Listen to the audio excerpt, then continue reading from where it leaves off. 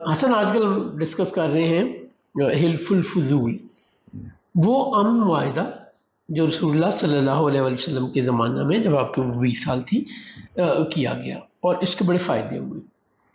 اس سے پہلے میں آپ کو ایک اپنے دیکھنے والوں کو ریکویسٹ کرنا چاہتا ہوں، سیرت لائبریری کا چینل جس پہ ہم آج کل اپنی ویڈیوز ریلیز کرتے ہیں، اس پہ جب آپ ویڈیو دیکھ رہے ہوتے ہیں نا تو کچھ ایڈز آتے ہیں، اور کبھی اس میں گانا چل رہا ہوتا ہے، کبھی اس میں کچھ اور ایسی چیزیں چلتی ہیں جس سے مجھے یا میری ٹیم کو، ہم سب کو شرمندگی ہوتی ہے۔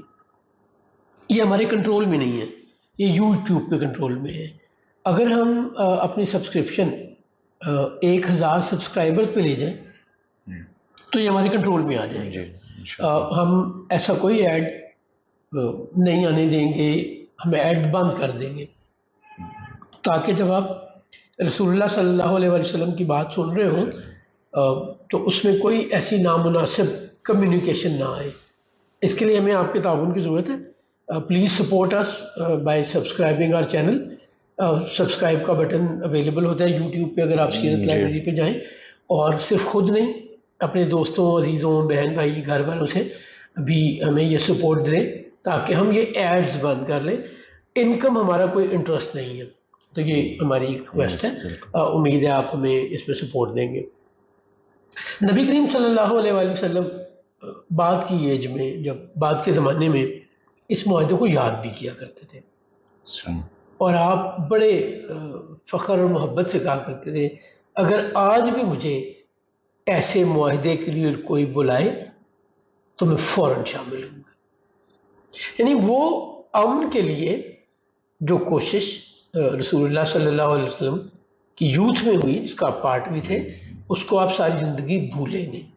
ایک دوسرے، اس معاہدے کی عبارت میں دوبارہ دہرانا چاہتا ہوں، جب تک سمندروں میں پانی موجود ہے، جب تک ہرا اور سبیر کے پہاڑ مکہ میں موجود ہیں، یہ معاہدہ قائم ہے۔ سر جب آپ یہ بتا بھی رہے تھے پچھلی قسط میں اس معاہدے کے جو مندرجات تھے، تو میرے ذہن میں یہ آ رہا تھا کہ آپ صلی اللہ علیہ وسلم کی برکت سے ہی ہوا تھا۔ یقیناً دیکھیں، جب وہ روشنی ہوتی ہے نا، میں یہ بات پہلے بھی کہتا ہوں، تو روشنی وہاں بھی پہنچتی ہے جو نہیں مانگ رہا ہوتا۔ مجھے تو ریکوائرڈ تھی، میں نے لائٹ آن کی، ٹھیک ہے، ایک وہاں اس کا کام بغیر روشنی کے بھی چلا تھا۔ روشنی مل جائے گی تو اچھا ہے، نہیں ملے گی تب بھی اسے بھی روشنی مل گئی۔ یہ روشنی تو اپنا آپ پھیلاتی ہے نا، خوشبو تو سب تک خود پہنچتی ہے۔ تو جو اللہ کی رحمتیں ہیں، رحمت للعالمین اللہ کریم جنہیں فرماتا ہے، تو ان کی رحمتیں تو سب تک پہنچنی ہیں، پہنچتی ہیں، پہنچتی رہیں گی، اور تا قیامت پہنچتی رہیں گی۔ اللہ کریم نے کوئی لمٹ تو نہیں کر دیا ہوا کہ رحمت للعالمین اس وقت تک رحمت ہے جب تک ظاہری اعتبار سے تمہارے درمیان میں چلتے پھرتے ہیں۔ نہیں، قرآن کریم کے حکم کا قطعاً یہ مطلب نہیں ہے۔ اگر میرے نبی کی نبوت آج بھی قائم ہے، جو کہ قائم ہے، خاتم النبیین صلی اللہ علیہ وآلہ وسلم، جب تک کی قیامت آتی ہے آپ نبی ہیں، قیامت کے بعد بھی آپ ہی نبی ہیں۔ آپ کے بعد کوئی نبی نہیں، کسی صورت میں کوئی نبی نہیں۔ کوئی آرگومنٹ کرنے والا، کوئی آرگومنٹ میں جواب میں پوچھنے والا، کوئی معجزہ مانگنے والا کہ اگر تم نبوت کا دعویٰ کرتے ہو تو تمہارے پاس معجزہ کیا ہے، وہ بھی اپنا ایمان گوا لیتا ہے۔ سو یہ تو پاسبلٹی کوئی نہیں۔ ختم نبوت رسول اللہ صلی اللہ علیہ وسلم پہ اللہ نے نبوت کو مکمل کر دیا، ٹھیک ہے۔ سو اگر نبوت قائم ہے تو آپ کی رحمت بھی قائم ہے، رحمت للعالمین کی رحمت للعالمینی آج بھی قائم ہے۔ رسول اللہ صلی اللہ علیہ وسلم اس معاہدے کو یاد کیا کرتے تھے۔ آپ پوچھنا چاہ رہے ہیں کچھ؟ نہیں، ہم بتائیں۔ اب یہ معاہدہ، اس کا اگلا فائدہ کیا ہوا؟ بنی خسم، خے سے عین می، بنی خسم، یہ بھی یمن کے رہنے والے لوگ ہیں۔ یہ حج کرنے کے لیے ایک گروپ آیا بنی خسم کا، اس میں ایک بہت ہی خوبصورت ینگ لڑکی تھی، نبیہ بن حجاج۔ منبہ بن حجاج اور نبیہ بن حجاج یہ دو تگڑے سردار تھے، اور خاصے عجیب و غریب عادات کے مالک، عجیب و غریب ویلیوز کے مالک، اور یہ دونوں مارے گئے تھے بدر میں۔ بدر کی لڑائی میں یہ ان کی طرف سے، قریش کی طرف سے لڑنے گئے تھے، اور مارے گئے تھے جنگ میں۔ نبیہ بن حجاج کو وہ لڑکی بہت اچھی لگی، خوبصورت لڑکی تھی، اور اس نے وہی کام کیا جو انتہائی بے غیرت، بے ہمت، بے حمیت فضول لوگ کرتے ہیں۔ اس نے اس لڑکی کو اغوا کر لیا برے ارادے کے ساتھ۔ اب بنی خسم ظاہر ہے جو باپ ہے اس کے دل پہ کیا گزری ہوگی، وہ اللہ کے گھر کا حج کرنے آیا اور وہاں پہ بجائے اس کو رحمتیں ملنے کے اس کے لیے اتنا بڑا حادثہ، اتنی بڑی تکلیف۔ اس نے وہی دہائی دینی شروع کی، شور، پریشانی۔ اس سے لوگوں نے کہا کہ تمہیں پریشان ہونے کی ضرورت نہیں ہے، گو ٹو پیپل آف حلف الفضول، حلف الفضول کے معاہدہ کرنے والوں پر چلے جاؤ اور ان کو اپنی بات بتاؤ۔ بنی خسم کا تاجر آ گیا، ساتھ ہی یہ لوگ اکٹھے ہوئے اور نبیہ بن حجاج کے گھر آ گئے، یہ جنہوں نے معاہدہ کیا تھا۔ جب یہ سارے سردار یا سارے امپورٹنٹ لوگ آف مکہ بنی خسم کے اس حاجی کے حق میں نکلے تو وہ بالکل بیک فٹ پہ چلا گیا، معافی مانگنے لگا اور اسے سرنڈر کرنا پڑا۔ وہ بچی، وہ لڑکی ریکور ہوئی اور اس کے والدین کو کسی بھی حادثے، کسی بھی پریشانی، کسی بھی مصیبت سے گزرنے سے پہلے وہ ریکور ہو گئی۔ اور جہاں سے یہ معاہدہ چلا تھا بنی زبید کے تاجر سے، بنی زبید معاہدہ تو ہو گیا۔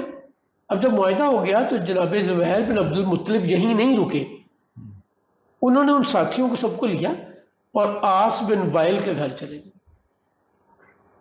کیونکہ اس تاجر کو یا سامان واپس کرو یا پیسے دو۔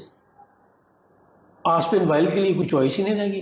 اچھا دیکھیں ایک اور چیز ہے، معاشرتی طور پہ آپ نے اگر ایک معاشرے میں رہنا ہے، ایک خاندان میں رہنا ہے، ایک قبیلے میں رہنا ہے، ایک سوسائٹی میں رہنا ہے، اور آپ کے لوگ سارے آپ کے خاندان کے، قبیلے کے لوگ آپ کے خلاف ہوں تو you can not survive, you can not exist. اور یہ وہ دور ہے جب آپ کی ایک دوسرے پہ ڈپینڈنس بڑی زیادہ تھی۔ آج تو ڈپینڈنس کم ہوتی جا رہی ہے نا فیملی اور ایک دوسرے پہ اس نسبت سے، اس وقت تو ساری ڈپینڈنس ایک دوسرے پہ تھی، تو اس نے مال واپس کیا۔ سو افیکٹو تو یہ معاہدہ اسی وقت ہو گیا جب یہ سائن ہوا یا اگری کیا گیا۔ سائن ہونے سے مراد آپس میں طے کر لیا، بیت اللہ میں جا کے حلف لے لیا کہ ہم لوگوں کی مدد کریں گے اور کسی مظلوم پہ ظلم نہیں ہونے دیں گے، مکہ کو ان کا گہوارہ بنائیں گے۔ جی اسی دن سے سو بنی خسم کے حاجی کے ساتھ جو بہت ظلم ہو جاتا اس سے بھی آسانی ہوئی۔ سو یہ معاہدہ بڑا افیکٹو رہا۔ اچھا پھر ایک اور امپورٹنٹ واقعہ ہوتا ہے بنی ازد، یہ بھی یمن۔ اچھا اتفاق یہ ہے کہ حلف الفضول کے جو آپ کو تاریخ میں حلف الفضول کے ایڈوانٹیجز میں جو تاریخ میں آپ کو واقعات ملتے ہیں سم ہاؤ وہ یمن سے آئے ہوئے لوگوں کو ملتے ہیں۔ صحیح۔ اچھا اس کی ایک وجہ تو مجھے یہ سمجھ آتی ہے کہ یمن مکہ سے بہت دور ہے، ساؤتھ میں، جس طرح شام دور ہے اسی طرح یمن دور ہے۔ شام میں ان کے جو تھے نا سٹیکس فار ٹریڈ وہ بہت زیادہ تھے، تو یہ شام کے لوگوں سے پڑا کرنے میں کبھی بھی انٹرسٹڈ نہیں ہوتے۔ سب سے بڑی منڈی تھی شام کی تجارتی، جیسے آپ نے امپورٹ بتایا، ایکسپورٹ یہاں سے پوری دنیا کو یہاں سے، تو یہ چاہتے نہیں تھے کہ شام کے لوگوں سے ہمیں کوئی مسئلہ آئے۔ ٹھیک، تو یمن نسبتاً دور تھا اور نسبتاً کم اہمیت کا حامل تھا، اس وجہ سے شاید زیادتی ہوتی رہی۔ اب بنی ازد کے تاجر کے ساتھ کیا ہوا، یہاں پہ ایک کریکٹر بڑا مشہور ہے مکہ میں موجود ہے جس کا نام ہے عمرو بن ہشام بن مغیرہ، بنی مخزوم کے سرداروں میں سے ایک سردار ہے۔ بنی مخزوم بھی بڑا قبیلہ ہے۔ عمرو بن ہشام بن مغیرہ، عمرو عین میم رے واو، عمرو کے اوپر زبر۔ پہلے یہاں پہ ایک اور چیز نئے سننے والوں کے لیے جنہوں نے یہاں میں جوائن کیا ہوگا، ہم بچپن میں پڑھا کرتے تھے عمرو ایار کہانیوں میں، وہ عمرو ٹھیک لفظ نہیں ہے، یہ اصل لفظ ہے عمر۔ جیسے عمر لکھتے ہیں ہم، اگر پیش ڈال دیں تو عمر اور اگر زبر ڈال دیں تو عمر۔ ٹھیک، عرب کے لوگوں نے اس کی ڈفرینسیشن کے لیے کیا کیا کہ انہوں نے واو لگانا شروع کر دیا زبر والے عمر کے ساتھ تاکہ پہچاننے میں آسانی ہو جائے۔ ہم چونکہ اجمی ہیں نا تو ہم زیر زبر پیش کے بغیر سمجھ نہیں پاتے اردو میں ہمیں یہ مسئلہ نہیں آتا. بالکل ایسے ہی عرب کے لوگوں کو عربی پڑھنے بولنے سننے سمجھنے کے لیے ان زیر زبر کی ضرورت نہیں ہوتی. تو عمر بھی ویسے ہی لکھتے ہیں، امر بھی ویسے ہی لکھتے ہیں. اچھا صحیح پروننسیشن ہے امر ایار. امر یار. جی اگر بچپن کی کہانیوں کی بات تو عمر ایار ہی تو وہ واؤ انہوں نے ڈفرنس ڈالنے کے لیے لگا دیا کہ اگر واؤ نہیں ہے تو لفظ عمر ہوگا، اور اگر واؤ ہے تو لفظ امر ہوگا، زبر سے پڑھا جائے گا. تو عمرو بن ہشام بن مغیرہ بنی مخزوم کا سردار ہے، اور یہ بہت ذہین ہے. اس کے بڑے دانشمندانہ فیصلے کرتا ہے، بڑی لاجیکل اپروچ ہے. جو قصیب انقلاب رسول اللہ صلی اللہ علیہ وآلہ وسلم کے 5ویں دادا نے انسٹیٹیوشن قائم کیے تھے، اس میں ایک دارالندوہ بھی تھا. دارالندوہ مین پارلیمنٹ یا اسمبلی، اور اس کی شرط یہ رکھی گئی کہ جو اس کے ممبر ہیں ہوں گے، جنہیں ہم آج M P A M N A یا ممبر کہتے ہیں، ان کو ملا کہا جاتا تھا. تو ملا کے لیے پہلی شرط یہ تھی کہ اس کی عمر 40 سال ہونی چاہیے. عمرو بن ہشام اتنا ذہین اور سمجھدار تھا کہ 30 سال کی عمر میں ویور دے کر اسے ممبر بنا لیا گیا. بہادر بھی بڑا تھا، رسول اللہ صلی اللہ علیہ وسلم سے 2 سال بڑا تھا. تاریخ اسے ابو جہل کے نام سے جانتی ہے. اس کی کنیت ابو الحکم تھی، حکمت کا باپ، چونکہ وہ میں جیسے کہا بہت ذہین آدمی تھا، بہادر بھی تھا. اور دوسرے اسے کیا کہا جاتا تھا؟ اسد الاحلاف. اچھا، حلیف کی جمع احلاف ہے، اسد شیر، قبیلوں کا، دوستوں کا، حلیفوں کا شیر. بہت بہادر بھی تھا. ٹھیک، اس نے لوگوں کو کہہ دیا کہ بنی ازد کے تاجر سے کوئی کچھ نہیں خریدے گا. جی اب یہ اتنی طاقت والا ہے، اتنے اثر و رسوخ والا ہے کہ کوئی اس سے پھڈا بھی نہیں کرنا چاہتا. سو بنی ازد کے تاجر سے کوئی خریداری کرنے کو تیار نہیں ہے. اب دیکھیں ایک بندہ، میں آپ کو اس کی مثال دیتا ہوں. بقرہ عید پہ لوگ دوسرے شہروں سے لے کے اپنے جانور آتے ہیں کراچی میں، لاہور میں، بڑے شہروں میں بیچنے کے لیے. تو وہ کس امید پہ پال رہے ہوتے ہیں سارا سال کہ ہم ان جانوروں کو پال رہے ہیں اور قربانی کے وقت ہم انہیں کسی بڑے شہر میں لے جائیں گے، وہاں بیچیں گے، ہمیں اچھا منافع مل جائے گا. بالکل. اور اگر یہاں وہ لے آئے، اچھا اب پہلے سارا سال پالا ہے انہوں نے، پھر اس کے بعد انہوں نے ٹرانسپورٹیشن کے لیے ایکسپینس کیا ہے، اس کے بعد انہوں نے یہاں پہ رہنے کا بھی خرچہ کیا ہے، رہ بھی رہے ہیں جانوروں کو بھی. اور اگر کوئی پابندی لگا دے کہ اس تاجر سے کوئی مال نہیں خریدے گا، تو اس تاجر کا کیا بنے گا؟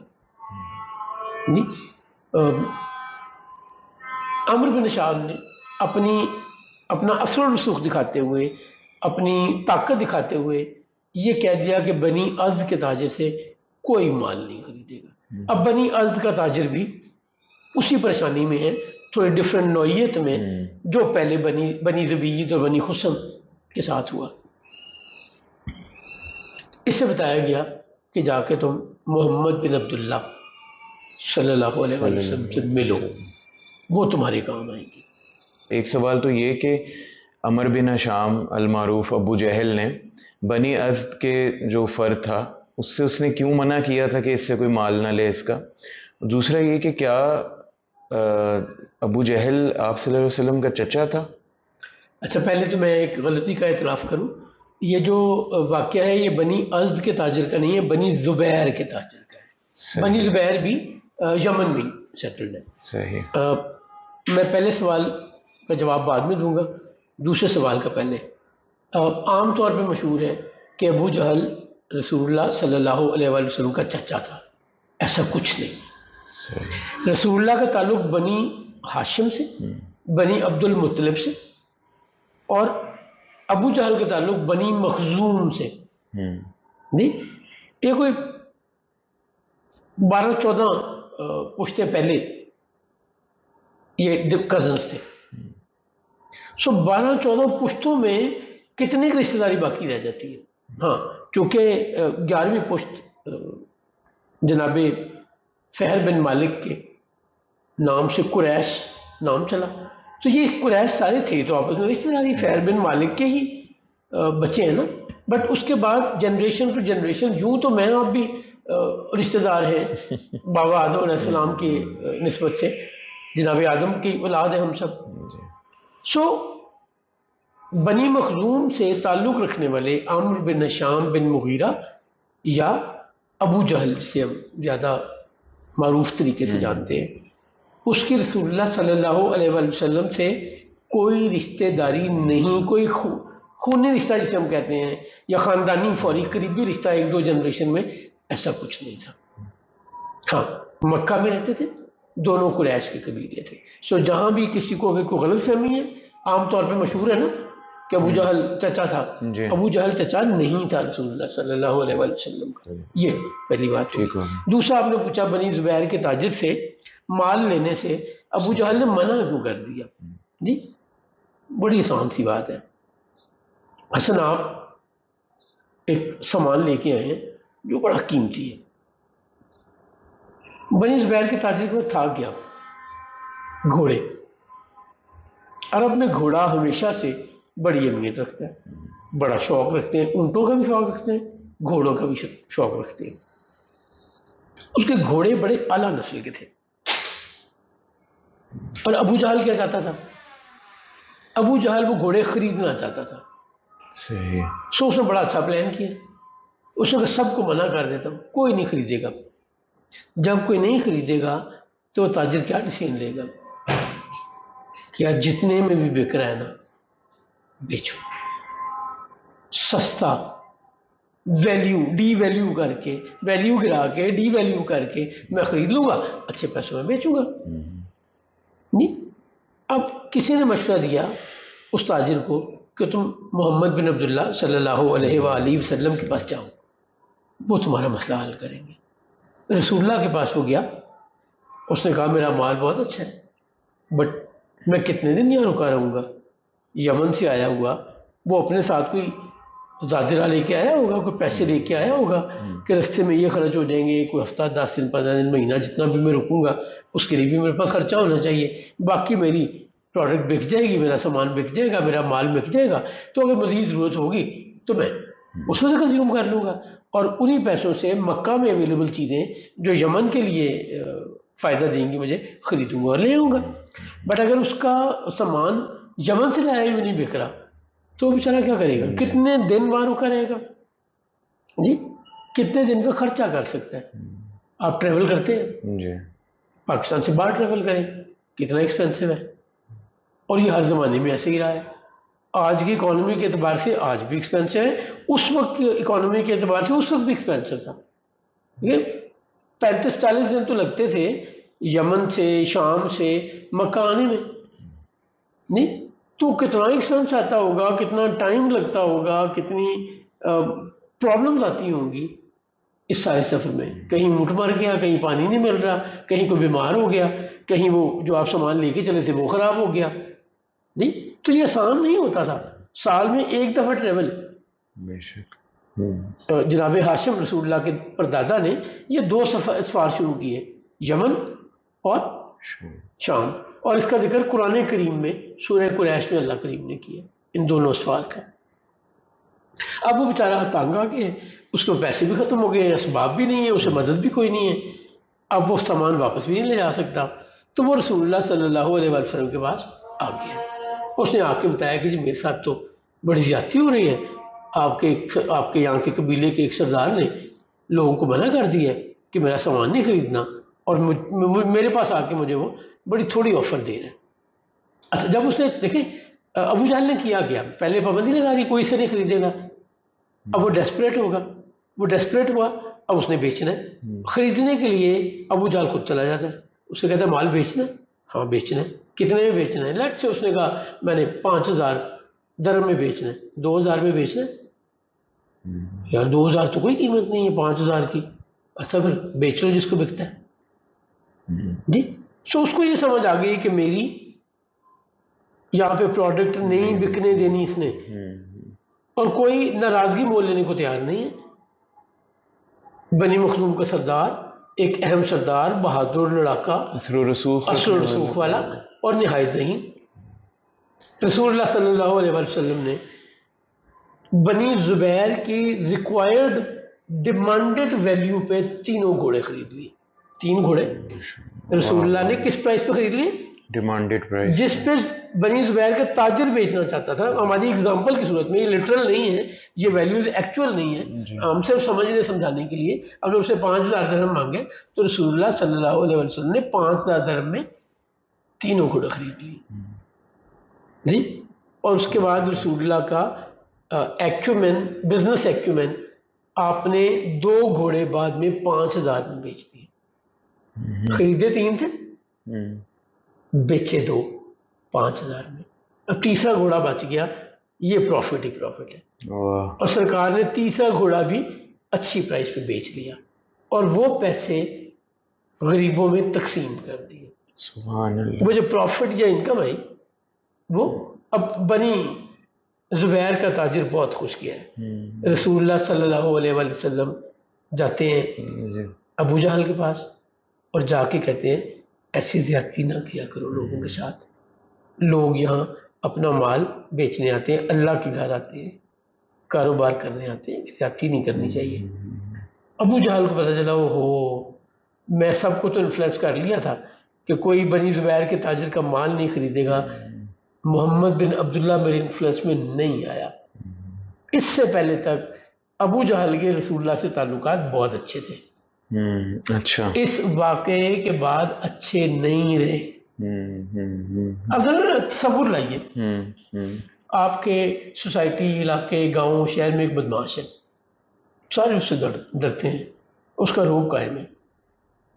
ایک بندہ اٹھتا ہے جو اس کے روب میں بھی نہیں آتا، بات بھی کھری اور سچی کرتا ہے، تو بدماش اس اچھے آدمی کو کیا سمجھے گا کہ میرا دشمن تو یہ ہے نا، باقی تو کوئی میرے سامنے بولتے ہی نہیں ہے. تو رسول اللہ صلی اللہ علیہ وسلم نے اس کائنات کو ہدایت دینے آئے.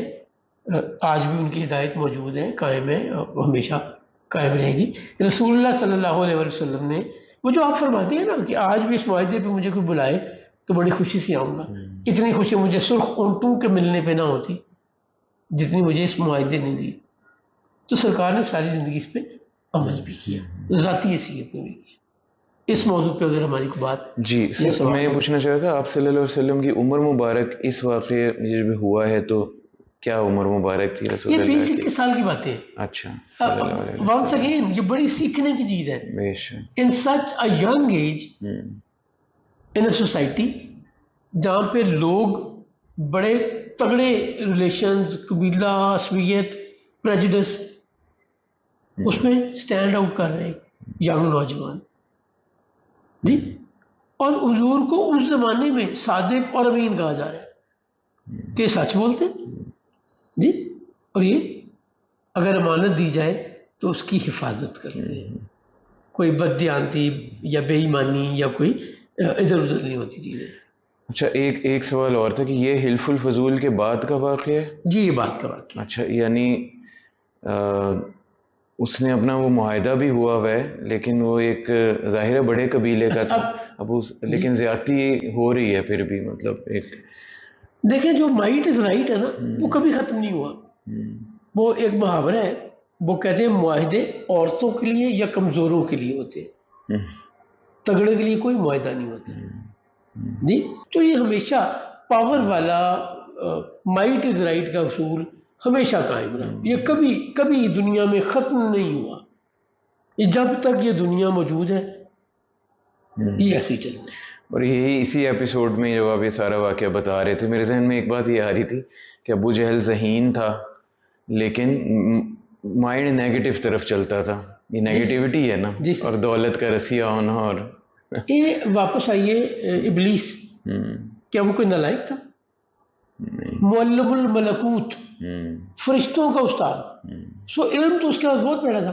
عربی زبان کا ایک محاورہ ہے العلم الحجاب الاکبر، علم سب سے بڑا پردہ ہے. وہ مجھے ایک واقعہ یاد آ گیا، اشفاق صاحب یہ کوٹ کرتے ہیں. وہ کہتے ہیں کہ میں نا سائی وال جا رہا تھا اپنی بہن کی طرف عید کرنے کے لیے، تو میری گاڑی رستے میں خراب ہو گئی اور مجھے رات ایک گاؤں میں گزارنی پڑی. تو اس گاؤں میں جس گھر میں نے رات گزاری وہاں پہ ایک بزرگ آدمی تھا جو سوت یا یہ چارپائی بنانے کے لیے رسی بنا رہا تھا اور اس کا پوتا بھی اس کے ساتھ تھا. اب اشفاق صاحب کو باتیں کرنے کا بڑا شوق تھا. اشفاق صاحب باتیں کرنے لگے بابا جی سے, بزرگ آدمی سے. وہ کہا بابا جی اپنے بیٹے کو پڑھایا کیوں نہیں آپ نے, اسے پڑھائیں. تو اس بزرگ آدمی نے کیا جواب دیا, بیٹا میں ان لوگوں میں سے ہوں جنہوں نے پاکستان خود بنایا, قربانی دی. میں نہیں چاہتا کہ میرا پوتا پاکستان کا کوئی نقصان کرے. ان کو بابا جی یہ کیا بات ہوئی؟ تو بابا جی نے پتا کیا جواب دیا, پتر کسی ان پڑھ نے پاکستان میں نقصان نہیں پہنچایا, پڑھے لکھے نے نقصان پہنچایا. میں نہیں چاہتا کہ میرا پوتا اس ملک کا کوئی نقصان کرے. میں یہ نہیں کہہ رہا کہ ہمیں تعلیم نہیں دینی چاہیے, بالکل تعلیم لینی چاہیے, اس تعلیم سے ہمیں فائدہ اٹھانا چاہیے, اچھا شعور عقل سمجھ. یہ ہمارا تو دین قرآن کریم تو کہتا ہی ہے کہ بھلا تمہیں بتاؤ علم والا اور بے علم برابر کیسے ہو سکتے ہیں. پہلی وہی جو آتی ہے اقرا بسم ربک الذی خلق. سر وہ علم ایک چیز ہے, اس کا استعمال اصل غلط ہے. یعنی ہم یہ بھی کہہ سکتے ہیں کہ تعلیم تو ضروری ہے, ساتھ تربیت بھی ضروری ہے. تربیت ضروری ہے, پلس اس تعلیم کا ٹھیک ڈائریکشن میں دیکھیں نا. جو جس نے لفٹ ایجاد کی, ایلیویٹر, اس نے بھی نیکی کی, وہ بھی انجینئر تھا. جس نے کمپیوٹر ایجاد کیا, یا یہ سافٹ ویئر ہیں, ایپس ہیں, یہ ساری پازیٹیو ہے. اور جو ہیکنگ کرتے ہیں, جو بوم بناتا ہے, جس نے کلاشن کو بنائی, انجینئر تو وہ بھی تھا, ذہین تو وہ بھی بہت تھا, کمال تو اس نے ہی بڑا کیا. ایک نے لوگوں کی تباہی کے لیے کام کیے, دوسرے لوگوں کی فلاح کے لیے کام کیے. میں ایک بزرگ کو جانتا ہوں, بڑے سادہ سے آدمی تھے.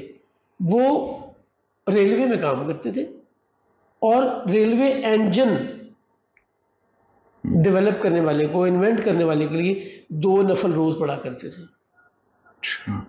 وہ پتہ نہیں ان کو, وہ نان مسلم تھا جس نے ڈیولپ کیا, بٹ وہ کہتے تھے اس نے اتنا بڑا کام کیا ہوا ہے, انسانیت کی اتنی بڑی خدمت کی ہے کہ میں اس کے اصال کے لیے, اس کے ثواب کے لیے, اس کی یہ وفاداری ہے. اصل میں کسی کا احسان ماننا ہے. میں عقیدوں میں بار بار میں کہتا ہوں, پلیز مجھے عقیدوں میں نہ الجھائیں, میری باتوں کو عقیدوں میں نہ الجھائیں.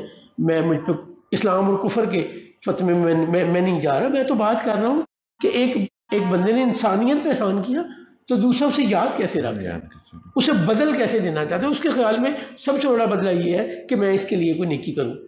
وہ اپنے انداز میں اس کے لیے نیکی کر رہے ہیں. بالکل. اور سر ایک بات یہ ذہن میں آ رہی تھی کہ اب آپ دیکھیں, آپ جیسے آپ نے بتایا اس میں کہ ابو جہل کی اس کے بعد سے اس نے دشمن سمجھ لیا تھا آپ صلی اللہ علیہ وسلم کو. بھئی آپ میری اتھارٹی چیلنج کریں گے, آپ میری حکومت چیلنج کریں, غلط صحیح تو چھوڑ دیں نا.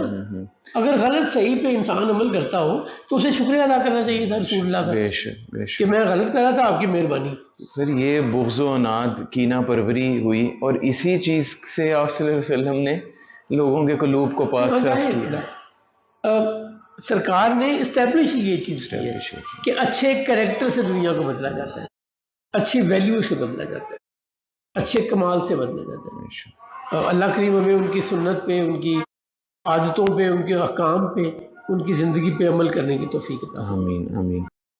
یہ جو سعادت ہمیں ملی ہوئی ہے نبی رحمت صلی اللہ علیہ وآلہ وسلم کی زندگی کی ڈسکشن کی, اس میں ہم پچھلے مہینے 1 میں سرکار کی ولادت, آپ کا بچپن, والدہ کے ساتھ یثرب جانا, پھر 2 سال دادا جان کے ساتھ گزارنا, اور پھر اپنے چچا جناب ابی طالب کے ساتھ رہنا, پھر چچا کے ساتھ 12 سال کی عمر میں شام کے تجارتی سفر پہ جانا, اور پھر جب آپ وہاں سے واپس آئے تو اگلے 8 سال میں کوئی بڑا واقعہ ہمیں نہیں ملتا. اور جب رسالت میں آپ صلی اللہ علیہ وآلہ وسلم کی عمر مبارک 20 سال ہوتی ہے تو ہمیں حرب فجار, اور حرب فجار ختم ہونے پہ حلف الفضول کا وہ معاہدہ جس نے امن کی گارنٹی کی, جس نے ہم اسٹیبلش کیا مکہ کی وادی میں اور وہاں پہ آنے والے لوگوں کے لیے, یہ ہم ڈسکس کر رہے ہیں اب تک. اب 20 سال سے 25 سال کے دوران, یعنی رسالت مآب صلی اللہ علیہ وسلم کی عمر کی بات ہم کر رہے ہیں. جب سرکار کی عمر 20 سال تھی, اس سے لے کے 25 سال کی عمر تک کوئی خاص واقعہ اگین ہمیں کوئی نمایاں ڈیٹیل نہیں ملتی کہ کوئی ایسا واقعہ ہوا ہو یا کوئی ایسی قابل قدر بات ہو. جب سرکار کی عمر 25 سال ہو گئی تو پچھلے 5 سال میں رسول اللہ صلی اللہ علیہ وسلم تجارت کر رہے ہیں، مختلف ملکوں اور شہروں میں جاتے ہیں، کبھی خود سامان لے کے جاتے ہیں اور لوگوں کا سامان بھی اس میں ہوتا ہے، اور کبھی اپنا سامان کسی کے ہاتھ بھیجتے ہیں. تو یہ زندگی اسی طرح چل رہی ہے. اب 25 سال کی عمر ہو گئی. ایک بات یاد رکھنی ہے کہ رسول اللہ صلی اللہ علیہ وسلم نے جب قیس بن صائب مخزومی کے ساتھ تجارت کرنا چھوڑی، سب سے زیادہ تجارت رسول اللہ نے 2 لوگوں کی پارٹنرشپ میں کی. ایک قیس بن صائب مخزومی اور دوسرے عبداللہ بن ابی الحمصہ. ان دونوں کا ذکر ہم پچھلے کچھ سیشنز میں بار بار کر چکے ہیں. تو قیس بن صائب مخزومی ایک سٹیٹمنٹ دیتا ہے جو بڑا کچھ ریویل کرتی ہے. وہ رسالت مآب صلی اللہ علیہ وسلم کو جب آپ اس سے تجارت کرنا چھوڑتے ہیں، ختم کرتے ہیں، تو کہتا ہے کہ محمد مجھے تم جیسا شراکت دار نہیں ملے گا. جتنا اعتبار میں نے تم پہ کیا، تم نے ہمیشہ اپنے عمل سے، اپنے کاروبار اور حساب کتاب سے ہمیشہ میری توقع سے بڑھ کر ڈلیور کیا.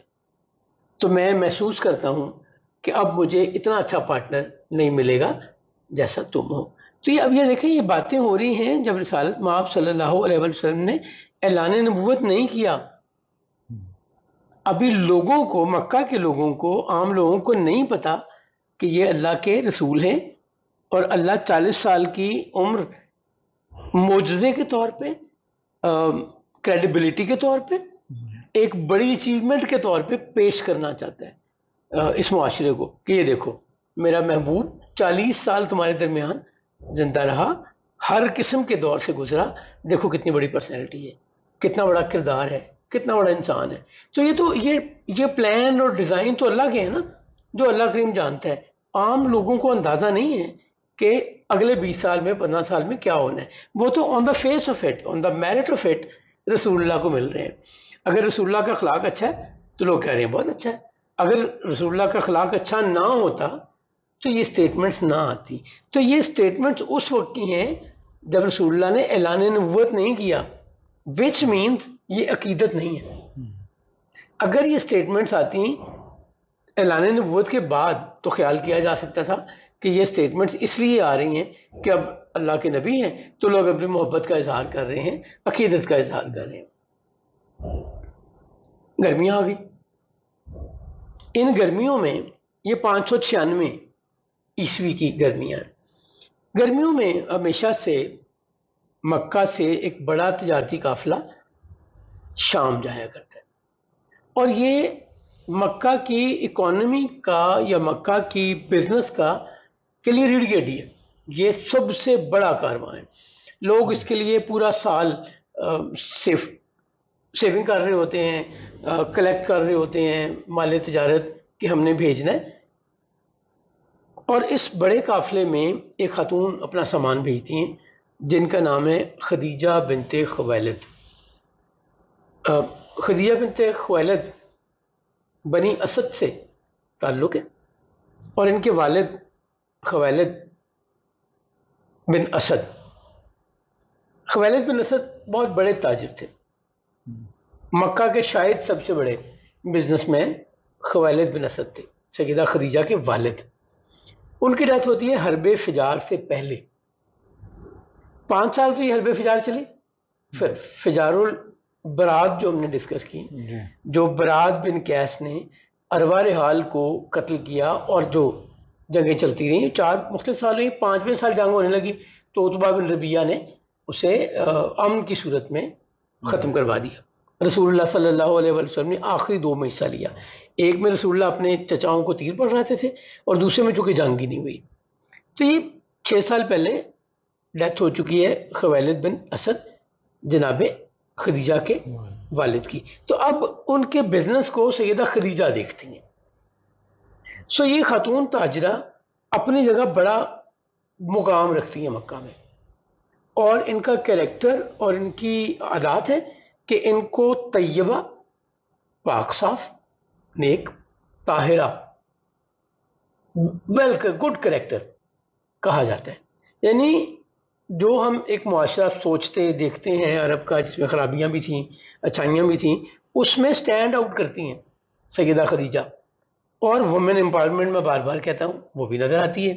اور اس وقت خواتین کے لیے بزنس کرنا یا ایکٹیویٹیز کرنا بزنس کی کتنا آسان، کارڈیل اینڈ ایکسیپٹڈ تھا، وہ بھی اسٹیبلش ہوتا ہے. ٹھیک. تو سیدہ خدیجہ کا کمال یہ ہے، بزنس ایکومین بہت اچھا ہے سیدہ کا. اور آپ خود نہیں جاتی شام، آپ کسی نہ کسی کو مینیجر کے طور پہ، پارٹنر کے طور پہ اپنا سامان دے کر بھیجتی ہیں. اور کتنا سامان دیتی ہیں؟ سارے مکہ کے لوگوں کا سامان جمع کر کے جو والیوم یا ویلیو بنتی ہے، اس والیوم یا ویلیو سے زیادہ اکیلے سیدہ خدیجہ کے سامان کی ویلیو یا والیوم ہوا کرتا تھا. یعنی پورا مکہ کے تاجر اور تجارت ایک طرف، اور سیدہ خدیجہ بنت خویلد کی تجارت یا مال تجارت ایک طرف. اچھا اب یہ دیکھیں، جب اتنا بڑا اسٹیک ہے، جب اتنا بڑا والیوم ہے، تو پھر آپ کو کتنے اسمارٹ لوگوں کی ضرورت ہے کہ جن کو آپ اپنا سامان حوالے کر رہے ہیں، مال تجارت حوالے کر رہے ہیں، جنہوں نے گراؤنڈ ریالٹی دیکھ کے ڈیسیژن لینے ہیں، کس پرائس پہ کون سی چیز خریدنی ہے، کس پرائس پہ کون سی چیز بیچنی ہے. یہ تو آن دا اسپاٹ ڈیسیژن ہونے ہیں نا. اب یہ زمانہ نہیں ہے کہ آپ نے موبائل پہ کال کی اور پوچھ لیا، آپ نے تصویر کھینچی واٹس ایپ پہ بھیج دی کہ یہ پروڈکٹ ہے، اب آپ بتائیں میں خریدوں یا نہیں خریدوں. یہ تو وہ زمانہ ہے جب آپ طے کر کے گھر سے لوگوں کو بھیجتے ہیں، 2 مہینے کا سفر کر کے وہ پہنچتے ہیں. ان 2 مہینوں میں آپ کی پروڈکٹ، مال تجارت، چیزوں کا کیا حال ہوا آپ کو نہیں پتا. دوسرے اینڈ پہ کتنے اور تاجر وہ سامان وہاں پہ لے آئے تھے. لائک اگزامپل دیتا ہوں میں، فرض کریں کھالوں کی بڑی ڈیمانڈ ہے شام کی منڈی میں، مکہ سے کھالیں جاتی ہیں اور شام میں بیچی جاتی ہیں. اب آپ آئسولیشن میں یہاں سے کھالیں لے کر شام جا رہے ہیں. اگر حبشہ والوں نے پلان کر کے جانوروں کی کھالیں، جانور ذبح کیے اور جانوروں کی کھالیں ٹریڈ کے طور پہ شام بھیجی ہیں، تو پہنچنے سے پہلے آپ کو نہیں پتا، آپ کے پاس کوئی وہاں سے ڈیمانڈ نہیں آئی ہوئی فیکس کی صورت میں، ای میل کی صورت میں، واٹس ایپ کی صورت میں کہ ہمیں یہی چیزیں چاہیے. سو بڑا ہی اسمارٹ چاہیے وہ شخص جس نے اس سارے چیزوں کا ڈیسیژن لینا ہے. یہ ایک بات ہوگی. دوسری بات کیا ہے کہ جب والیوم بڑا ہوگا تو اس کی سروس فی بھی بڑی ہوگی، اس میں سے شیئر ملنا ہے تو وہ بھی بڑا ہوگا، مینجمنٹ فی ملنی ہے تو وہ بھی بڑی ہوگی. سو دوسری طرف کیا ہے، ایک طرف تو سیدہ کا مال والیوم میں زیادہ ہے، دوسری طرف جو لے کے جانے والے تاجر ہیں ان کی کیا خواہش ہے کہ یہ اسائنمنٹ مجھے مل جائے، میں یہ سامان لے کر جاؤں. ایک تو یہ آپ یوں سمجھیے کہ اگر کسی جگہ چیمپئن شپ ہو رہی ہو، مقابلہ ہو رہا ہو، تو جو جیتے گا اسے سب سے زیادہ معزز اور ماہر سمجھا جائے گا. ظاہر ہے سب سے ماہر ہوگا اس اپنے فن میں، اس گیم میں یا اس چیمپئن شپ میں، تو وہی جیتے گا نا. تو سیدہ خدیجہ جس کو یہ مال تجارت دیں گے وہ بائی ڈیفالٹ یہ سمجھا جائے گا کہ یہ بہت سمارٹ بزنس مین ہے، یہ بڑا سمجھدار بزنس مین ہے. یعنی کسی کی سکل یا کسی کی بزنس کی خوبی کو اسٹیبلش کرنے کے لیے یہ کافی ہے کہ مکہ کا سب سے بڑا قافلہ، مکے کی سب سے بڑی تجارت میرے ذمہ لگائی گئی ہے. جی تو یہ وہ دن ہے، یہ موسم ہے جب لوگ سیدہ خدیجہ کو اپروچ کرتے کہ میری بڑی ایکسپرٹیز ہے، میں فلانے سردار کا مال لے کے اس ملک میں گیا ہوں اور یہ پروفٹ آیا ہے، آپ چاہیں تو اس سردار سے کنفرم کر سکتے ہیں، مجھے خیر کیا جائے، مطلع کیا جاتا ہے، یا میں آم the right person for this job. یہ ایک ایفرٹ ہے. دوسری طرف سیدہ خدیجہ بھی ایویلویٹ کر رہی ہیں میں نے بھیجنا ہے تو کس کے ہاتھ بھیجوں. اچھا یہ صرف ایک اور چیز یہاں پہ سوچنے سیکھنے سمجھنے کی ہے کہ صرف مالی فائدہ نقصان نہیں اسٹیک پہ. اگر میں سب سے بڑا بزنس مین ہوں تو لوگ مجھے ایسپائر کرتے ہیں، مجھے فالو کرتے ہیں. مینجمنٹ میں اصول مارکیٹنگ میں پڑھایا جاتا ہے کہ few companies decide to stay number 2، few brands اور companies decide to stay number 2. اچھا میں نے جب پہلی دفعہ یہ سنی بات تو مجھے بڑی عجیب لگی، میں نے آرگومنٹ کیا تو الٹیمیٹ کنکلوڈ یہ ہوا کہ ان لوگوں کو نمبر 2 رہنے میں آسانی یہ ہوتی ہے کہ نمبر 1 جو کر رہا ہے اسے فالو کرتے رہو. فالوورز ہوتے ہیں. ریسرچ اینڈ ڈیولپمنٹ کا کام نمبر 1 کو کرنے دو. نئے ایریا نئے انیشیٹو کا رسک نمبر 1 کو لینے دو. جب پروو ہو جائے گا کہ یہ انیشیٹو اچھا ہے تو اس کو فالو کر لو. تو یہ صرف مالی نقصان نہیں ہونا. اگر کسی سمجھدار بزنس مین یا سیلز پرسن کو آپ نے اپنی پروڈکٹس نہیں دے دی تو ایک نقصان تو یہ ہوا نا کہ پیسے اچھے نہیں بنے. آپ کا خیال تھا کہ 20% منافع آ جائے گا, 50% منافع آ جائے گا, 100% منافع آ جائے گا, منافع 10% آیا. کہاں 100% کہاں 10%. تو یہ تو مالی نقصان ہے نا. غلط فیصلوں سے, ٹھیک پوزیشن نہ کرنے سے, ٹھیک آرگومنٹ اینڈ ٹھیک ڈیسیژن نہ لینے سے نقصان ہوا. دوسرا کیا ہے, اس تاجر یا اس بزنس پرسن کی ویلیو کم ہو جائے گی کہ اس کو تو پتہ ہی نہیں چلتا کس کے ہاتھ سامان بھیجنا ہے, یہ تو اپنا نقصان کر لیتا ہے. ریپیوٹ اور گڈ ول کا بھی, repute and goodwill, that is the point. So مالی نقصان ایک جگہ یا فائدہ, اور اسی طرح ریپیوٹ کا فائدہ نقصان ایک اور چیز ہے. سو ایک نہیں ہے, 2 نقصان ہیں. آئندہ آپ کے ساتھ لوگ کاروبار نہیں کرنا چاہیں گے, آئندہ آپ کو لوگ فالو نہیں کریں گے, آئندہ لوگ آپ کو اسپائر نہیں کریں گے. تو پیسوں کے علاوہ عزت بھی اسٹیک پہ ہے. سو سیدہ خدیجہ بنت خویلد بھی لوگوں کو ایویلویٹ کر رہی ہیں کہ میں نے سامان کس کے بعد بھیجنا ہے, اور جو لے کے جا رہے ہیں وہ بھی پیچ کر رہے ہیں کہ we are the right people. ٹھیک ہے, اور انہوں نے دیکھنا ہے میں نے پچھلے سال کس کے ساتھ بھیجا تھا, اسے پچھلے سال کس ساتھ بھیجا تھا. اچھا, اب یہ ایک ایڈوانٹیج اسے ہے جو پہلے سامان تجارت لے کے جا چکا ہے, اس کے لیے ایڈوانٹیج بھی ہے, ڈس ایڈوانٹیج بھی ہے. اگر اس نے اچھا کام کیا تھا تو ایڈوانٹیج ہے کہ بھائی سیدہ کو مجھ پہ اعتبار تو ہے نا, سیدہ کو یہ پریشانی نہیں ہے کہ میں اس کے ہاتھ سامان بھیجوں گی تو کیا ہوگا. اٹ از پروون کہ میں اتنے % یا اتنا اچھا کاروبار کر کے آیا تھا. ڈس ایڈوانٹیج کیا ہے, اگر وہ اچھا ڈلیور نہیں کر کے آئے تھے تو اس کے لیے مسئلہ ہے. سو یہ وہ موسم, یہ وہ دن چل رہے ہیں جب رسول اللہ صلی اللہ علیہ وسلم مکہ میں موجود ہیں. مکہ کا سب سے بڑا تجارتی قافلہ شام جانے کی تیاری کر رہا ہے. گرمیوں کے دن ہیں, گرمیوں میں قافلہ جانا ہے اور سب نے اپنا سامان بھیجنا ہے. جناب ابی طالب رسول اللہ کو کہتے ہیں کہ بیٹا آج کل کے جو حالات چل رہے ہیں, پچھلے دنوں جو قحط پڑا, اس نے مالی حالات بڑی مشکل کر دیے ہیں. میرے پاس تو اتنا سامان نہیں ہے, اتنا سرمایہ نہیں ہے کہ میں تمہیں انویسٹمنٹ دے سکوں اور تم انڈیپینڈنٹ بزنس کر لو, انڈیپینڈنٹ تجارت لے کے چلے جاؤ. میرا خیال ہے کہ خدیجہ کے پاس تمہیں جانا چاہیے کہ وہ اس سال اپنا مالی تجارت تمہارے ہاتھ بھیجے. میں یہ بھی نہیں چاہتا کہ تم شام جاؤ اور یہودی تمہیں نقصان پہنچائیں, لیکن مجھے کوئی صورت نظر نہیں آ رہی کاروبار کی, ارننگ کی, اس کے سوا. سو میری سجیشن ہے, میری خواہش ہے کہ تم خدیجہ سے جا کے ملو اور اسے اپنی سروسز آفر کرو. میرے ذہن میں یہ آ رہا تھا کہ یہ اس ڈسکشن سے, آپ کی گفتگو سے تھوڑا سا ایک بات یہ بھی سمجھ آ رہی ہے کہ حکمت کے اعلان نبوت 40 سال میں ہی کیوں ہوا. اس سے پہلے اللہ تعالیٰ نے ایک پورا گراؤنڈ بنایا ہے آپ صلی اللہ علیہ وسلم کے اس پر.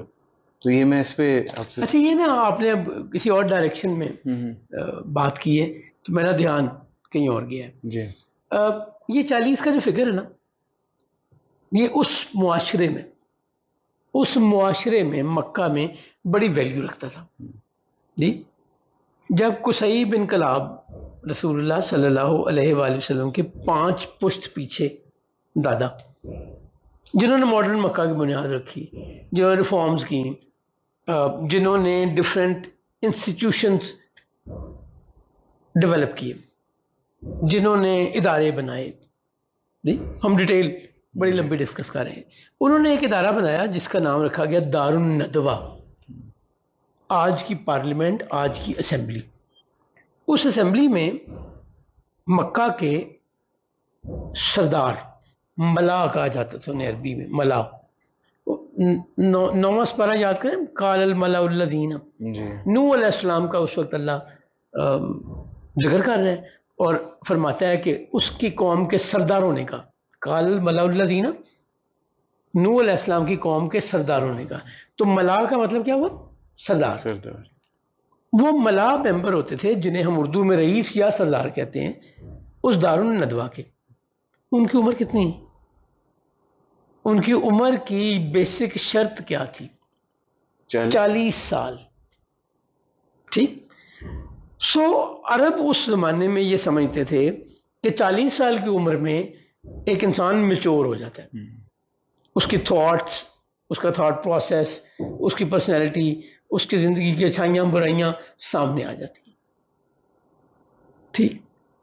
یہ میرا مالک ہے نا، وہ بڑا مزے کے کام کرتا ہے. وہ عاجز کرتا ہے آپ کی میری انسانوں کی عقل کو، دکھاتا ہے کہ تم یہی چاہتے تھے، تم یہی کہتے تھے، تم یہی سمجھتے تھے. لائک جب رسول اللہ صلی اللہ علیہ وآلہ وسلم نے اعلان نبوت فرمایا اور وحی نازل ہوتی تھی، آپ لوگوں کو بتاتے تھے، تو اگر کسی دن یا کچھ دن وحی نہیں آتی تھی تو لوگ مذاق اڑاتے تھے. رسالت میں آپ صلی اللہ علیہ وآلہ وسلم گزر رہے ہیں تو کہتے تھے آج کوئی نیا حکم نہیں آیا، کدھر گیا وہ فرشتہ؟ ٹونٹ کرتے تھے. ٹھیک. اور کہتے تھے، دوسری طرف یہ کہتے تھے کہ یہ کلام یا قرآن جناب محمد بن عبداللہ خود بناتے ہیں. تو اللہ کریم کیا فرماتا ہے؟ اگر تمہارا گمان یہ ہے، جو کہ جھوٹ ہے، غلط ہے، کہ قرآن میرا محبوب بناتا ہے، میرے رسول خود بناتے ہیں، تو تم سارے مل کر اس جیسی ایک صورت لے آؤ، اللہ کے سوا سب کو شامل کر لو. سورہ بقرہ. اور پھر اللہ فرماتا ہے اور تم ہرگز ایسا نہیں کر سکو گے. ٹھیک ہے. تو وہ مالک نا انسان کی عقل کو عاجز کرتا ہے. عرب میں، مکہ میں عقل کی، سمجھداری کی، رسپانسبلٹی کی، ذمہ داری کی، ایک اچھی پرسنالٹی کی ایج کیا کنسیڈر کی جاتی تھی؟ 40. وہ اپنے اسمبلی کے ممبر بننے کے لیے 40 سال کی شرط رکھتے تھے. تو اللہ کریم نے کیا کہا ہے؟ 40 سال کی شرط ہے. اپنے محبوب کو کہا 40 سال کی عمر میں ان کو آپ اعلان کر دیں کہ میں نبی ہوں. واہ واہ واہ، یہ ایک ڈائمنشن ہے یہ سمجھنے ایک کی. نئی ڈائمنشن. جی. میرا سوال کچھ اور تھا اور اچھا، میرا دھیان کہیں چلا گیا آپ کے سوال سے. اب وہ 40 سال میں وہ سمجھتے تھے کہ بندہ میچور ہوتا ہے، سمجھدار ہوتا ہے، عقل مند ہوتا ہے، اس کی ذہانت عروج بھی ہوتی ہے. تو اللہ کریم نے ان کو کہا کہ all right, look at the life spent by جناب محمد بن عبداللہ صلی اللہ علیہ وآلہ وسلم فار لاسٹ 40 ایئرس. تمہارے اعتبار سے کوئی کمی رہ تو نہیں گئی؟ اللہ کریم کیا فرما رہے ہیں انہیں کہ تمہارے اعتبار سے کوئی کمی رہ تو نہیں گئی؟ یہی سمجھتے ہو نا؟ یہ لو، میرا محبوب 40 سال کا ہو گیا اور اب میرے محبوب کی بات سنو. اب میری وحی نازل ہونا، میرا قرآن نازل ہونا، میرے احکامات نازل ہونا تمہارے سامنے. اور وہی رب قرآن کریم میں بڑے محبت کے دعوے سے کہتا ہے کہ میرے اپنے محبوب کو، کہ میرے رسول، انہیں کہیے کیا میں نے تمہارے درمیان ایک عمر نہیں گزاری؟ کیا تم میری ذات، میرا کیریکٹر، میرے اخلاق، میرا لین دین، میرا اٹھنا بیٹھنا، میرا ملنا جلنا، میری جوانی، بچپن، نوجوانی، یہ سارا کچھ دیکھ نہیں چکے؟ زندگی کے تمام مراحل سے آلموسٹ اس عمر تک انسان گزر چکتا ہے. شادی ہو گئی، بچے ہو گئے، بچوں کی شادیاں ہو گئیں، بہت سارا کچھ اس دوران ہو جاتا ہے نا. تو جو 40 سال کی حکمت مجھے سمجھ آتی ہے، یہ اس زمانے کے میرٹ اور اعتبار سے اللہ کریم نے ان کو عاجز کیا ہے کہ تم یہ نہ کہنا کہ یار یہ تو 20 سال کا نوجوان ہے، اسے کیا پتا، ابھی تو بڑی عمر چاہیے عقل آنے کے لیے. 30 سال کا نوجوان ہے، نہیں ابھی پختہ نہیں ہے سوچ اس کی. ہر اعتبار سے اللہ کریم نے کہا کہ یہی تمہارے معیار ہے نا، یہ لو اب بات کرو. تو وہ اخلاق کریمانہ کی آپ بات کر رہے تھے. اللہ کریم نے ہر اعتبار، ہر مرحلے، ہر ایج بریکٹ میں اپنے رسول کی ڈسٹنکشن دکھائی ہے، ڈسٹنکشن دکھائی ہے، سب سے پرومیننٹ دکھایا ہے. اب ہم واپس آ جائیں، جو ڈسکشن ہم کر رہے ہیں تجارت کے والے تھے. جناب ابی طالب رسول اللہ سے کہتے ہیں کہ میں چاہتا ہوں کہ تم خدیجہ کے پاس جاؤ اور اسے کہو کہ تم اس کے لیے سروسز دینے کو تیار ہو، اس کا قافلہ لے جانے کو تیار ہو شام کے لیے. رسالت میں آپ صلی اللہ علیہ وسلم کی انا نے، سیلف رسپیکٹ نے، عزت نے گوارا نہیں کیا کہ میں سوال لے کر جاؤں. آپ کو یاد ہوگا ہم نے یوسف علیہ السلام کی جب بات کی تھی تو یوسف علیہ السلام مصر پہنچ گئے، جیل میں چلے گئے. جیل میں ان کی ملاقات ہوتی ہے بادشاہ کے ساقی مشروب پلانے والے سے اور باورچی کھانا تیار کرنے والے سے. وہ ایک سازش میں انوالو ہو گئے تھے. جو ساقی تھا مشروب پلانے والا وہ لاسٹ مومنٹ پہ بیک آؤٹ کر گیا، باورچی نے بیک آؤٹ نہیں کیا اور اسے زہر ملا دیا کھانے میں. بادشاہ کے سامنے ریویل ہو گئی چیزیں، دونوں کو قید میں. وہ اپنی خواب سناتے ہیں، یوسف علیہ السلام انہیں خواب کی تعبیر بتاتے ہیں. چرواہے کو کہتے ہیں کہ تم قید سے آزاد ہو جاؤ گے اور دوبارہ اپنے عہدے پر بحال بھی ہو جاؤ گے، بادشاہ کے دربار میں ہوگے اور اسے مشروب پلایا کرو گے. اور باورچی کو کہتے ہیں کہ تمہیں موت کی سزا دے دی جائے گی. ٹھیک، تو جب وہ رہا ہونے لگتا ہے نا ساقی بادشاہ کو مشروب پلانے والا، تو یوسف علیہ السلام کہتے ہیں کہ بادشاہ کو میرے بارے میں بتانا کہ مجھے خوابوں کا علم ہے. اللہ کریم کو پسند نہیں آیا کہ اللہ کا نبی اور کسی اور پہ امید آس رکھے، ڈپینڈ کرے. 7 سال تک اس ساقی کو مشروب پلانے والے کو یاد ہی نہیں رہی یہ بات. یہ جو اللہ والے ہوتے ہیں نا ان کے یقین کے معاملات کچھ اور ہوتے ہیں. یاد کریں ابراہیم علیہ السلام، ابراہیم علیہ السلام کو نمرود آگ میں پھینک رہے ہیں، 7 دن تک وہ آگ جلتی رہی. ذرا الاؤ کا اندازہ کریں کتنا بڑا ہوگا جو 7 دن تک جلتا رہا. پورے شہر کے شہر آئے ہوئے ہیں دیکھنے کہ ہمارے بتوں کے، ہمارے خداؤں کے بارے میں یہ کہنے والا کہ یہ نہ فائدہ دے سکتے ہیں نہ نقصان دے سکتے ہیں، یہ تو تم اپنے ہاتھوں سے بناتے ہو، یہ خدا کیسے ہو سکتے ہیں. آرگومنٹ ابراہیم علیہ السلام کا کیا تھا؟ رسول اللہ صلی اللہ علیہ وسلم کا بھی ایگزیکٹلی یہی آرگومنٹ تھا بالکل کہ یہ جو بت جنہیں تم خود اپنے ہاتھ سے بناتے ہو جی نہ یہ فائدہ دے سکتے ہیں نہ نقصان دے سکتے ہیں، یہ کیسے خدا ہے؟ تو نمرود نے صدا دے دی ابراہیم علیہ السلام کو آگ میں پھینکا جائے. وہ پورے آرگومنٹ بھی ہیں اگر آپ کو یاد ہو جی نمرود بالکل کے اور ابراہیم علیہ السلام کے. اب اس آگ میں جب پھینکا جا رہا ہے تو جبریل آتے ہیں ابراہیم علیہ السلام کو کیا آفر کرتے ہیں کہ اگر آپ کہیں تو میں اس آگ پہ اپنے پر پھیلا دوں، اس آگ پہ میں اپنے پر پھیلا دوں اور آپ کو نقصان نہ ہو. ابراہیم علیہ السلام پوچھتے ہیں جبریل سے کہ جبریل خود آئے ہو یا اللہ کریم نے بھیجا ہے؟ جبریل جواباً کہتے ہیں کہ میں خود آیا ہوں. وہ کہو نہیں، تھینک یو ویری مچ، میرے مالک دیکھ رہے ہیں، اسے پتہ ہے کہ میں یہ اپنی قوم کی بہتری کے لیے بات کر رہا ہوں اور اللہ کے حکم پہ یہ سارے کام کر رہا ہوں. اگر مجھے آگ نے نقصان پہنچانا ہے تو میں اپنے رب کی رضا کے لیے تیار ہوں. ٹھیک ہو گیا؟ وہ ایک بات ذہن میں آ رہی تھی، سرفراز شاہ صاحب جو صوفی اسکالر ہیں انہوں نے تو اس حوالے سے ایک بات فرما رہے تھے کہ حضرت ابراہیم علیہ السلام توکل کے اس مقام پر تھے کہ جب حضرت جبرائیل علیہ السلام لائے تشریف تو حضرت ابراہیم علیہ السلام پہچانے ہی نہیں. آپ نے فرمایا کہ تم کون ہو؟ بالکل میرے لیے صرف میرا رب ہے. تو وہ ایگزیکٹلی ہم بھی یہی بات کریں. جی جی اب یہ جو وہ کیا کہتے ہیں میرا رب جانتا ہے اور اسے یہ پتہ ہے کہ میں یہ اپنے لیے نہیں کر رہا، میں اپنی قوم کی اصلاح کے لیے ان کے فائدے کے لیے بات کر رہا ہوں اور اللہ کے حکم پہ کر رہا ہوں. سو میرے ساتھ جو ہوگا آل رائٹ.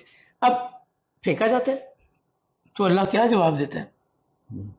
جواب میں رزلٹ کیا آتا ہے؟ اس آگ کو حکم دے دیتا ہے کہ اے آگ ٹھنڈی ہو جا اور سلامتی بن جائے ابراہیم کے لیے. یہ توکل کے معاملے ہیں. یہ جو اللہ کے بندے ہوتے ہیں نا، جو جتنا بڑے عہدے پہ ہے نا اللہ اس سے اتنا ہی بڑا توکل ایکسپیکٹ کرتا ہے، اتنا ہی بڑا امتحان لیتا ہے. ٹھیک، تو رسالت مآب صلی اللہ علیہ وسلم یہ نہیں چاہتے کہ وہ جائیں اور کسی سے خود مانگے یا کہیں. تو وہ چچا کو کہتے ہیں چچا میرا خیال ہے کہ وہ خود ہی رابطہ کر لے، میں نہیں چاہتا کہ میں سوال لے کر جاؤں. جناب ابی طالب کہتے ہیں بیٹا یہ تو بڑا مشکل وقت ہے، سب لوگ اپروچ کر رہے ہیں، اگر تم جاؤ گے ہی نہیں تو وہ کسی اور سے لاک کر لے گی، یہ بزنس کسی اور کو دے دے گی، یہ اسائنمنٹ کسی اور کو دے دے گی، اور یہ اپرچونٹی نہیں رہ جائے گی۔ اب رسالت مآب صلی اللہ علیہ وسلم اپنے چچا، والد جیسے چچا کو محبت سے، ادب سے دوبارہ کچھ نہیں کہتے، دوبارہ انکار نہیں کرتے، اٹھ کے چلے جاتے خاموشی سے۔ اب وہ جو باپ بیٹا ہوتے ہیں نا، یہ ایک دوسرے کی رمزیں بڑی سمجھتے ہیں۔ وربل کمیونیکیشن نہ بھی ہو نا تو نان وربل سے بھی باپ بیٹا بڑا کچھ سمجھ جاتے ہیں کہ ابا جی کیا چاہ رہے ہیں، بیٹا کیا چاہ رہا ہے، چچا کیا چاہ رہے ہیں، بھتیجا کیا چاہ رہا ہے۔ سر یہ آقا کریم صلی اللہ علیہ وسلم یہاں پر بھی سکھا رہے ہیں امت کو کہ بحث نہیں کرنی بڑوں کے ساتھ، اور میرے بھیا ذہن میں یہی چیز چل رہی ہے۔ بڑی آپ نے اچھی بات کی۔ اس کی ذات پاک کا ہر لمحہ پیغمبر لگے۔ جو پیغمبر ہوتا ہے نا، وہ واسف صاحب کی بڑی مشہور بات ہے، جی وہ کہتے ہیں پیغمبر کی بات باتوں کی پیغمبر ہوتی ہے۔ واہ واہ، اب اس کو تھوڑا بڑھا لیں، پیغمبر کی نیند نیندوں کی پیغمبر ہوگی، پیغمبر کا جواب جوابوں کا پیغمبر ہوگا، پیغمبر کا ایکشن ایکشن کا پیغمبر ہوگا۔ دیکھو اب سچ کیا ہے، سچا کون ہے؟ سچ ہے جو سچے کی زبان سے ادا ہو۔ اب سچا جو بھی کہے گا نا سچ ہے، کیونکہ وہ تو جھوٹ نہیں بولتا۔ سو جب پیغمبر کوئی بھی، اللہ کے رسول کوئی بھی، رسولوں کے سردار کوئی بھی ایکشن کریں گے، کوئی بھی بات کریں گے، کوئی بھی سٹیپ لیں گے، تو وہ پیغمبرانہ ہی ہوگا، وہ کم نہیں ہوگا، وہ معمولی نہیں ہوگا۔ سو رسالت مآب صلی اللہ علیہ وسلم یقیناً یہاں سکھا رہے ہیں، اس میں تو کوئی شک ہی نہیں نا۔ آپ کی زندگی کا ہر لمحے کا کروڑواں حصہ اللہ کے حکم کے بغیر نہیں ہے۔ اللہ کریم خود فرماتا ہے نا کہ میرے محبوب تو اپنی مرضی سے بولتے ہی نہیں، وہ تو اس وقت بولتے ہیں جب میں انہیں وحی کرتا ہوں۔ پہلے بھی ایک دن میں نے کہا تھا۔ دوسری بات اللہ کریم نے فرمائی کہ میرا محبوب جو تمہیں دے وہ لے لو، اور جس سے منع کرے رک جاؤ۔ ایبسولوٹ اتھارٹی دی ہے کہ جو رسالت مآب صلی اللہ علیہ وسلم کہتے ہیں وہ قانون ہے۔ کیا ہے؟ قانون۔ وہ خود ہی قانون، خود حوالہ۔ سرکار کو کسی قانون کے حوالے کی ضرورت نہیں ہے، وہ جو فرمائیں گے وہ قانون ہوگا۔ اس قانون کا حوالہ کون ہوگا؟ رسالت مآب صلی اللہ علیہ وسلم نے فرمایا ہے، رسالت مآب صلی اللہ علیہ وسلم نے کیا ہے۔ جی تو بالکل درست کہا آپ نے، سرکار کا ہر لمحہ، ہر عمل ہمارے لیے گائیڈنس ہے۔ آپ نے ذکر کیا تھا کہ اللہ کریم نے قرآن پاک میں جو نان مسلمس کو چیلنج کیا ہے کہ اگر تو تم سچے ہو اپنے دعوے میں کہ معاذ اللہ آپ صلی اللہ علیہ وسلم یہ خود سے بناتے ہیں کلام، تو تم لوگ ایسا کرو کہ ایک صورت بنا لو اس جیسی، اور تم نہیں بنا سکو گے۔ اس کا جو مفہوم کے پوائنٹ آف ویو سے عرض کر رہا ہوں سر، میں یہ سمجھنا چاہ رہا تھا، یقیناً ہمارے سننے والوں کے بھی ذہن میں سوال ہوگا کہ یہ اس کی کیا یہ کس حساب سے اللہ تعالیٰ یہ فرماتا ہے، یا اس کو اگر آپ تھوڑا سا ڈیٹیل میں جائیں، جو اللہ تعالیٰ کہتا ہے اس کو بنا کر لاؤ ایسی صورت۔ پہلی بات تو یہ ہے کہ اللہ کیا چاہتا ہے، جو تو وہ خود بتا دیتا ہے، بڑا آسان ہے، ورنہ اس کی حکمت سمجھنا انسان کے بس میں نہیں ہے۔ وہ لا محدود، وہ ہمیشہ سے موجود، ہمیشہ رہنے والا، میرے آپ جیسا کچھ وقت کے لیے، لمحوں کے لیے آنے والا اور جانے والا، اس کی کتنی عقل ہو سکتی ہے، اس کا کتنا علم ہو سکتا ہے۔ ہاں ہم اپنے تئیں جو سمجھ پاتے ہیں اس حکم کے کروڑویں حصے کی، کروڑویں حصے کے کروڑویں حصے کی ہم سمجھتے ہیں کہ ہم بڑی حکمت سمجھ گئے ہیں۔ تو پہلی تو اعتراف حقیقت یہ ہے کہ کوئی بھی انسان سمجھ نہیں سکتا اللہ کی حکمتیں، اس کا اگر کوئی سلائٹسٹ رمق بھی سمجھ آ جائے تو کامیابی ہے۔ دوسری بات یہ سورہ بقرہ نہیں صرف، اللہ کریم یہ قرآن مجید میں بارہا یہ چیلنج کرتا ہے۔ کبھی کہتا ہے کہ تم 10 آیات بنا لاؤ، یہاں تو سورت کی بات کی نا جس کا آپ نے حوالے دیا، کہیں کہتا ہے 10 آیات بنا لو، پھر کہتا ہے ایک ہی آیت بنا لو۔ اور پھر یہ نہیں کہتا کہ تم انڈیویجول بنا لائے، سارے مل جاؤ، اللہ کے سوا ساری قوتیں، سارے لوگ اکٹھے ہو جاؤ، اپنے سارے ساتھی دوست جن کو تم سمجھتے ہو مددگار اپنا، ان کو بلا لو اور اکٹھا کر لو، اور بڑا کلیئرلی اسی وقت چیلنج دیتے ہوئے کہہ دیتا ہے اور تم ایسا نہیں کر سکتے، اور تم ایسی صورت نہیں بنا سکو گے۔ اب آ جاتے ہیں آپ کے سوال کی طرف۔ عرب میں زبان بہت اپنے عروج پر تھی۔ جس زمانے میں رسالت مآب صلی اللہ علیہ وآلہ وسلم تشریف لائے ہیں، اس وقت عرب میں زبان اپنے عروج پر تھی، اور وہ لوگوں کو عجمی، گونگا اور خود کو عربی کہتے تھے۔ ایک تو اللہ نے کلام دیا، اور پھر وہی جو 2 سیشن پہلے بات کرتے عاجز کیا، انہیں کہا تم بڑے شاعری میں بڑا اپنے آپ کو سمجھدار سمجھتے ہو، all right۔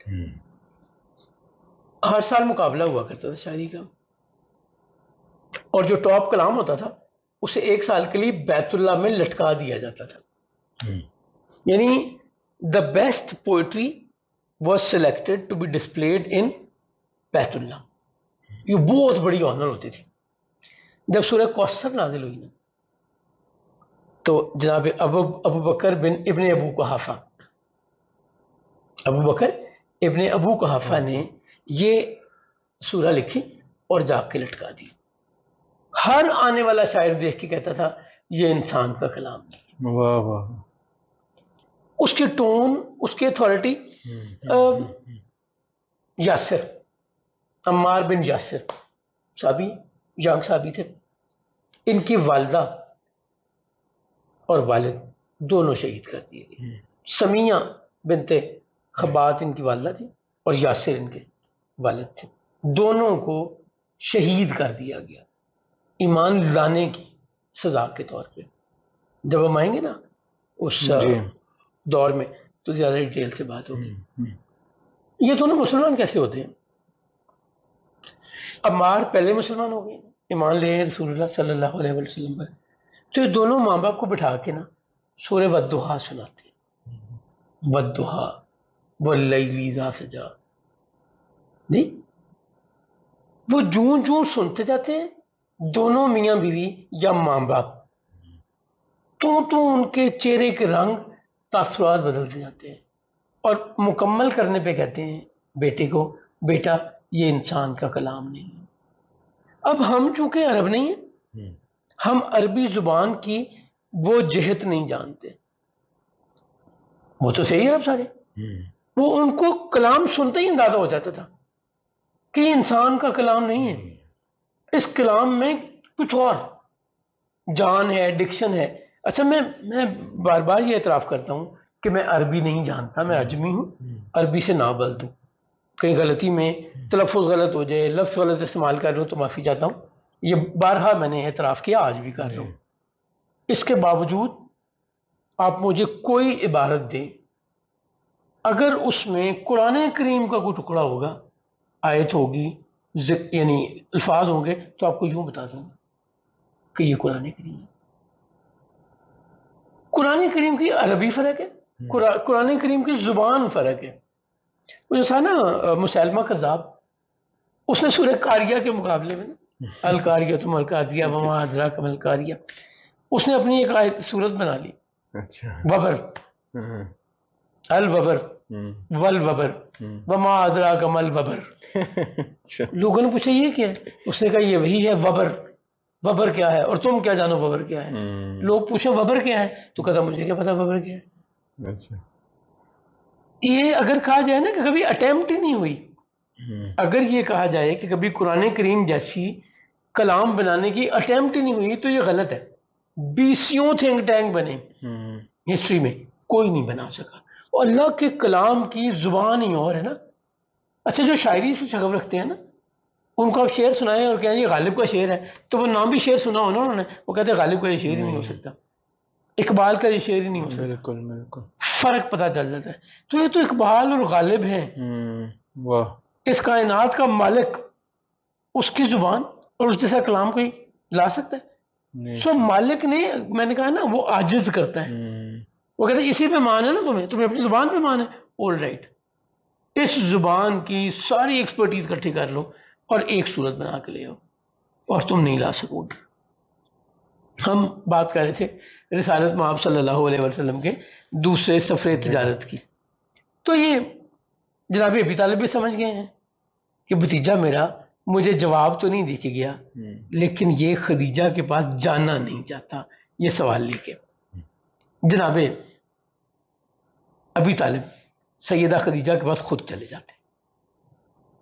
اب یہ رشتہ داری ہیں، وہی قبیلے ہیں، وہی خاندان ہے، وہ بھی قریش ہے، چوتھی پشت پہ جا کے وہ قصی کی اولاد سے ہیں سیدہ خدیجہ بھی، اور یہ جناب ابی طالب چوتھی پشت ہیں، سرکار پانچویں پشت ہیں۔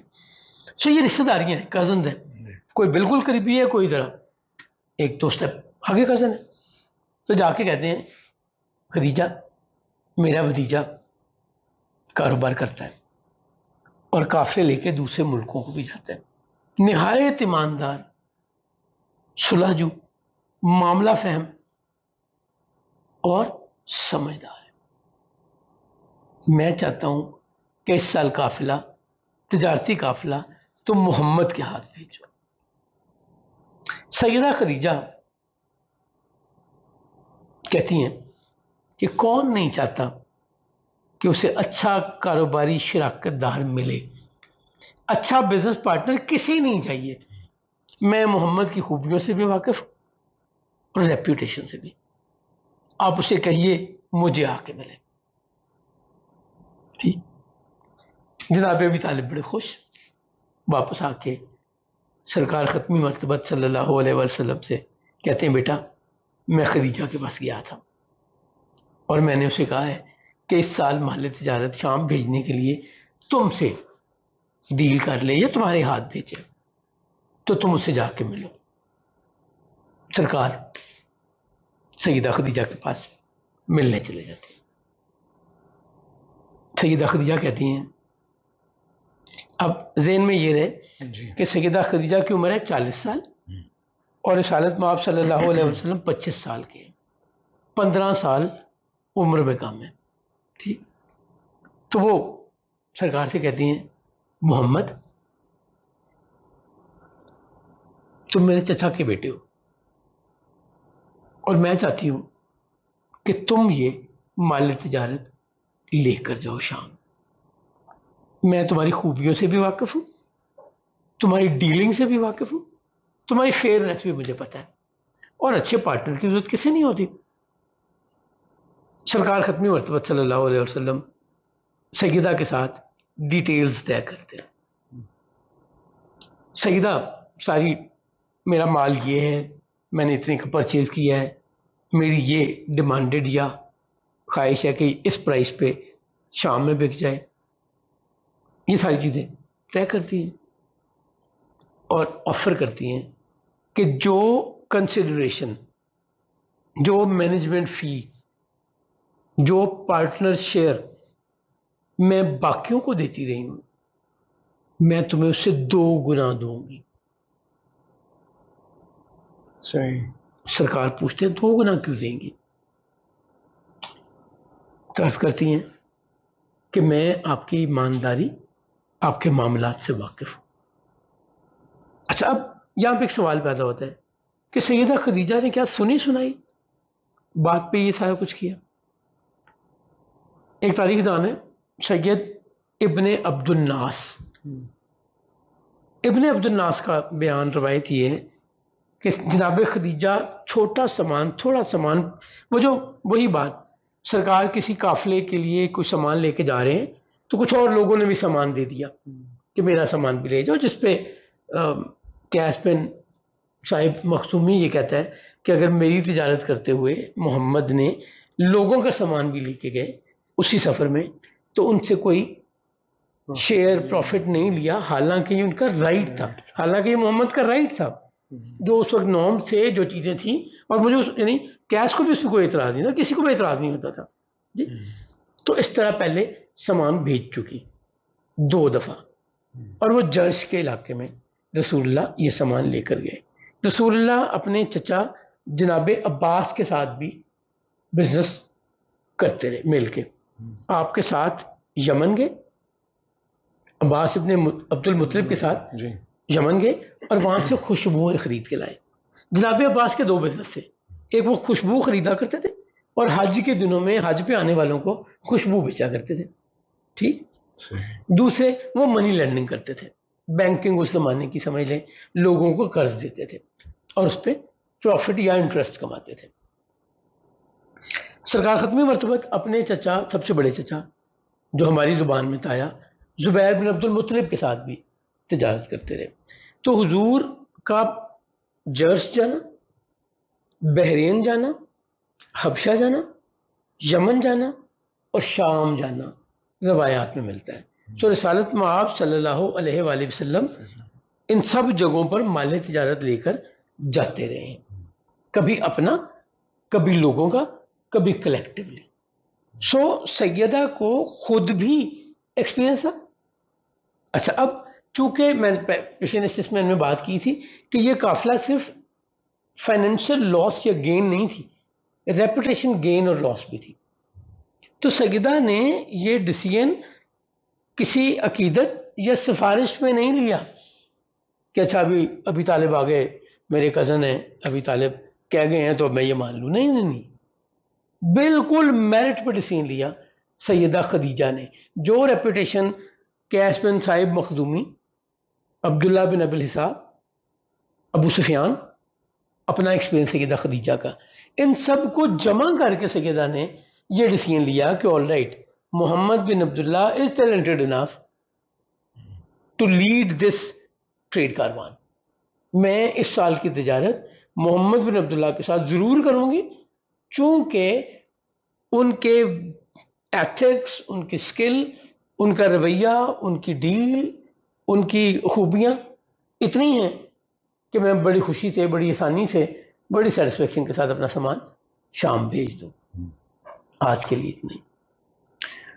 ہمیں یقین ہے کہ آپ سارا سلسلہ بہت انجوائے کر رہے ہوں گے. آپ کے ذہن میں اگر کوئی سوال ہو تو ضرور کمنٹس میں شیئر کیجیے، اور نمبر بھی اسکرین پر آ رہا ہے. اور انشاءاللہ یہاں سے سلسلہ آگے بڑھائیں گے اگلی ایپیسوڈ میں. السلام علیکم ورحمۃ اللہ وبرکاتہ.